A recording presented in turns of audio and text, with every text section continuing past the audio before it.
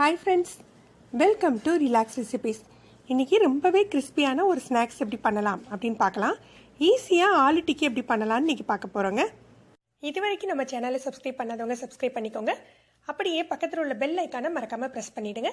நம்ம சேனலில் போடுற புது புது வீடியோக்களோட நோட்டிஃபிகேஷன் உங்களுக்கு இமீடியட்டாக கிடைக்கும். வாங்க இப்போ வீடியோக்குள்ளே போகலாம். ஒரு 2 பெரிய உருளைக்கிழங்காக எடுத்திருக்கேன். நீங்கள் சின்னதாக இருந்தால் ஒரு 4 உருளைக்கிழங்கு இல்லது உங்களுக்கு தேவைக்கு தகுந்தாப்பில் எடுத்துக்கோங்க. இதை குக்கரில் ஒரு 4 விசில் வச்சு எடுத்துடலாம். நல்ல மசீர பருவத்தில் எடுத்துட்டு அது தோல் எடுத்து வச்சுக்கோங்க. நல்ல தோல் எடுத்த பிறகு கைகளால் உதுத்து விட்டுக்கோங்க.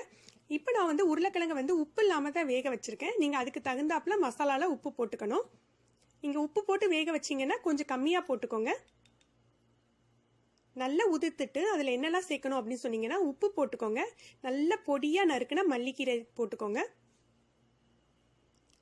பொடியாக நறுக்குன பச்சை மிளகாய், காரத்திற்கு தகுந்தாப்புல மிளகாய்த்தூள் சேர்த்துக்கலாம். ஏற்கனவே பச்சை மிளகாய் போட்டிருக்கோம், அதனால மிளகாய்த்தூள் காரம் பார்த்துட்டு சேர்த்துக்கோங்க. நாம இன்னைக்கு கரம் மசாலா எதுவும் சேர்க்க போறதில்ல, அதுக்கு பதிலாக சாட் மசாலா சேர்க்குறேன். நல்ல சாட் மசாலா ஆலு டிக்கிக்கு சேர்த்தீங்கன்னா நல்ல டேஸ்டா இருக்கும் உங்களுக்கு. இது போக நல்ல ஒரு பெரிய டேபிள் ஸ்பூன் அளவுக்கு அரிசி மாவு சேர்த்துக்கணும். அரிசி மாவு சேர்த்துட்டு இப்போ நான் ஏற்கனவே சொன்னேன் இல்லையா, உங்களுக்கு இன்னைக்கு எளிமையாக செய்ய போகிறோம் அப்படின்ட்டு. எல்லார் வீட்லேயுமே எப்போதுமே பிரெட் கிராம்ஸ் வச்சுக்கிறது இல்லை. இப்போ நமக்கு ஆலு டிக்கி செய்யணும், பிரெட் கிராம்ஸ் வீட்டில் இல்லை அப்படின்னா என்ன பண்ணலான்னா, இந்த மாதிரி ஒரு பிரெட்டை எடுத்துக்கோங்க. அது முங்குற அளவுக்கு பால் விட்டு அதை ஊற வச்சுடுங்க. இதுக்கு பிரெட் கிராம்ஸ் எதுவுமே இந்த ஆலு டிக்கிக்கு தேவையில்லை. இந்த மாதிரி ஒரே ஒரு பிரெட்டு போதுங்க. இது முங்குற அளவு பாலில் நல்லா ஊற வச்சுக்கோங்க. ஓரங்களெல்லாம் கட் பண்ணணும்னு அவசியம் இல்லை.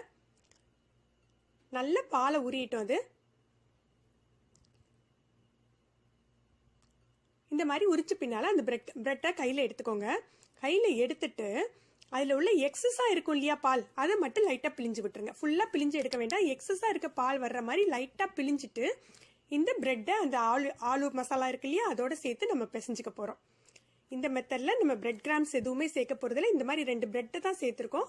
சேர்த்து நல்லா இந்த மாதிரி பிசைஞ்சு வச்சுக்கோங்க.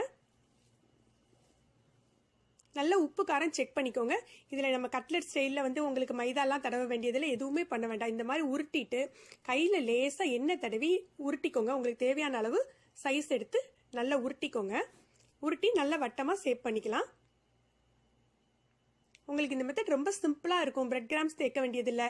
மைதாலேயோ முட்டையிலையோ டிப் பண்ணி கட்லெட் மாதிரி ஃப்ரை பண்ண வேண்டியதில்லை, எதுவுமே வேண்டாங்க.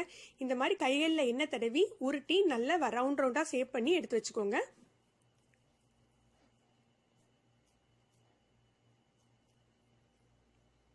இந்த மாதிரி எல்லாமே ஒரே ஷேப்பா இருக்கிற மாதிரி பார்த்துக்கோங்க. இதை நம்ம அப்படியே உடனே பொரிச்சிடக்கூடாதுங்க. இந்த மாதிரி செஞ்சு குறைஞ்சது ஒரு அரை மணி நேரமாவது நமக்கு ஃப்ரிட்ஜில் வச்சிருக்கணும். நீங்கள் மறுநாள் செய்ய போகிறதா இருந்தால் ஃப்ரீசரில் வச்சுட்டு கூட மறுநாள் எடுத்து செஞ்சுக்கலாம், கெட்டு போகாது உங்களுக்கு. மினிமம் உங்களுக்கு அரை மணி நேரமாவது நீங்கள் ஃப்ரிட்ஜில் வச்சுட்டு அதுக்கப்புறமா நீங்கள் பொரிக்க ஆரம்பிங்க. இந்த மாதிரி நம்ம எல்லாமே செஞ்சு வச்சாச்சு. இப்போ நம்ம ஃப்ரிட்ஜில் வச்சிடலாம். பொரிக்கிற சமயத்தில் எடுத்து பொரிச்சுக்கலாம். இதை நம்ம டீப் ஃப்ரையும் பண்ணலாம் அல்லது ஷாலோ ஃப்ரையும் பண்ணலாம்.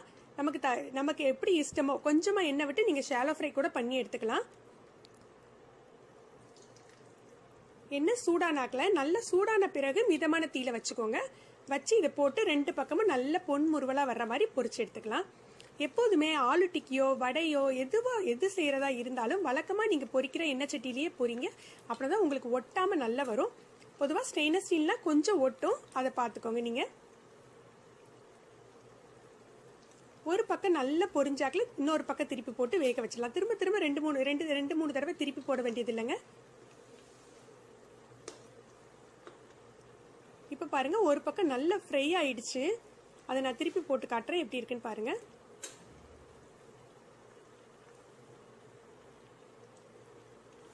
இது கொஞ்சம் பெரிய பாத்திரமா இருக்கிறதுனால எல்லா இடமும் என்ன பண்றதுக்காக நான் நகட்டி விட்டுறேன். நீங்க 2 வச்சு கூட பொரிச்சு எடுத்துக்கலாம். உங்களுக்கு தகுந்தாப்புல நீங்க செஞ்சுக்கலாம்.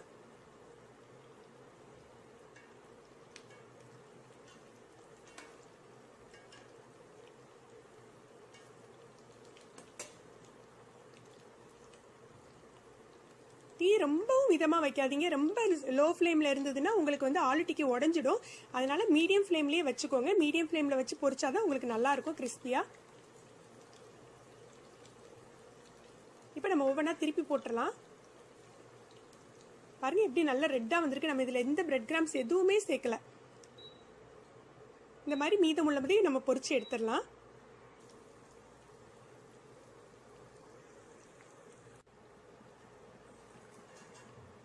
நல்ல பொன்முருவலாக இந்த மாதிரி ரெட் கலரில் கோல்டன் ரெட்டாக ஆன பிறகு நம்ம எடுத்து வச்சிடலாம். இது நீங்கள் முன்னமே செஞ்சு வச்சுட்டு நம்ம இஃப்தார் டைம்லையோ பார்ட்டி டைம்லையோ நம்ம பொரிச்சு எடுத்துக்கலாம். இது உள்ளே ஏற்கனவே குக் ஆனதுனால உங்களுக்கு சீக்கிரமாக ஃப்ரை ஆகிடும். இப்போ நம்மளுடைய ஆலு டிக்கி தயாராகிடுச்சு. நீங்கள் இந்த ரெசிபியை ட்ரை பண்ணி பாருங்கள். உங்களுடைய கருத்துக்களை கமெண்ட்ஸில் சொல்லுங்கள். உங்களுக்கு இந்த வீடியோ பிடிச்சிருந்தால் லைக் பண்ணுங்கள், உங்கள் ஃப்ரெண்ட்ஸோட ஷேர் பண்ணுங்கள். மேலும் ஒரு புதிய வீடியோவில் உங்களை சந்திக்கிறேன். நன்றி.